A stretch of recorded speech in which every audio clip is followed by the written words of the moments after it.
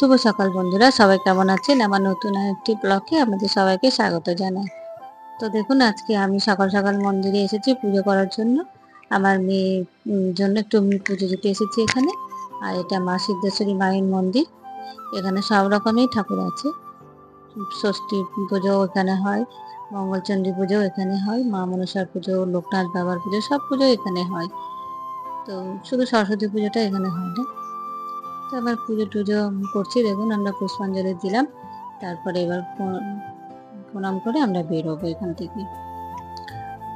তো মন্দির থেকে আসার পথে দেখছি একটা ছোট দোকান খুলেছে।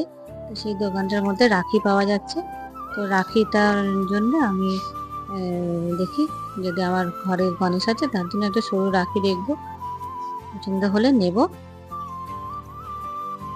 তো চলুন, আমরা চলে এসেছি রাখির দোকান থেকে।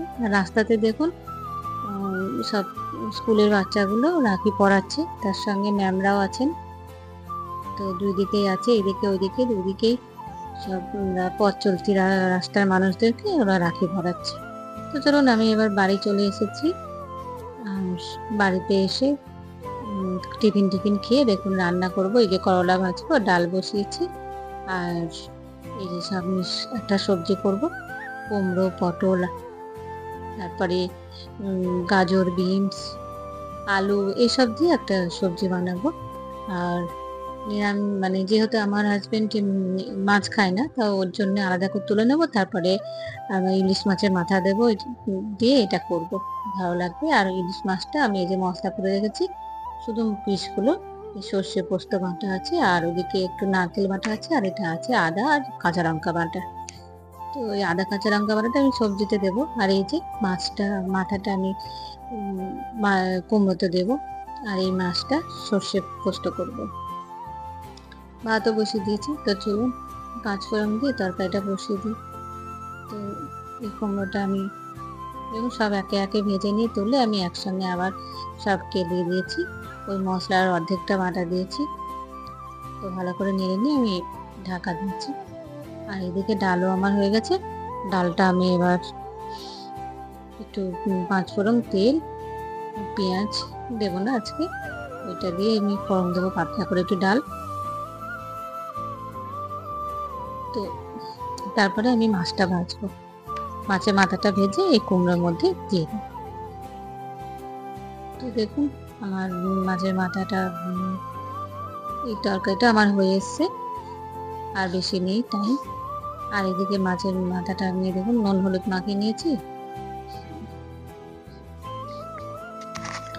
তো দেখুন আজকে না রোদ্দুর মানে বেশি রোদ্দুর আছে না বৃষ্টি আছে, বেশ ভালো মেঘলা হাওয়াটা। তো আমরা এই যে আমার মাছটা এভাবে ভেজে ওর মধ্যে দিয়ে দেবো। প্রতিদিন একঘেয়েমি বৃষ্টি আর ভালো লাগছে না। আজকে তবু একটু রোদ্দুর উঠেছে। কালকে তো সারাদিন বৃষ্টি হয়েছে, এই যে শুরু হয়েছিল সারাদিন বৃষ্টি হয়েছে, আমার কাল খুব কষ্টও হয়েছে। তো দেখুন আজকে সব পরিষ্কার রোদ্দুর উঠেছে। আর এই যে একটা মাছ আমি ভেজে নেবো, আর মাছের মাথাটা ভেজে আমি তরকারির মধ্যে দিই। তো দেখুন আমার সব এগুলো হয়ে গেছে, মাছটাও হয়ে গেছে। আমরা তো এটা নামিয়ে নিচ্ছি। তারপরে খাওয়া দাওয়া সেরে নিয়ে আমরা একটু মেয়েকে নিয়ে একটু বেরোবো। তো সেখানে গিয়ে আবার দেখা হবে, চলো। তো এই যে এসে গেছি, মেয়ের জন্য বিস্কিট নেবো এই একটা সুপার মলের মধ্যে। তো দেখুন কি কি বিস্কিট ও নেবে। তো সব রকমের বিস্কিট এখানে পাওয়া যায়, আর এখন একটু ডিসকাউন্ট দিচ্ছে। তো যা যা নেবার ও মানে নিচ্ছে পাশে, ওর পছন্দ যেগুলো বিস্কিট ও খায় সেগুলো নিয়ে নিচ্ছে। আর এদিকটাতে দেখুন আমি সবজি কীরকম, এখানে সব রকম সবজিও পাওয়া যায়। আর এই দেখুন ড্রাগন ফল এখানে হচ্ছে প্রচুর। আর আমি একটু ঘরের জন্য নিয়ে নেবো একটু শুকনো লঙ্কা, আর এই যে চাট মশলা। এখানে এই চাট মশলা খুব ভালো হয় জানো তো। তো দেখে এগুলো সব আমি নিয়ে নিয়ে বাড়ি যাব। তো যেতে যেতে দেখছি আমার এক বান্ধবীর সঙ্গে দেখা হলো, ভালো লাগলো। তো চলুন আমি আমার ব্লগটি এখানে শেষ করছি। আপনারা ভালো থাকবেন, সুস্থ থাকবেন, আর আমার ব্লগটিকে সাবস্ক্রাইব, লাইক আর শেয়ার করে দেবেন।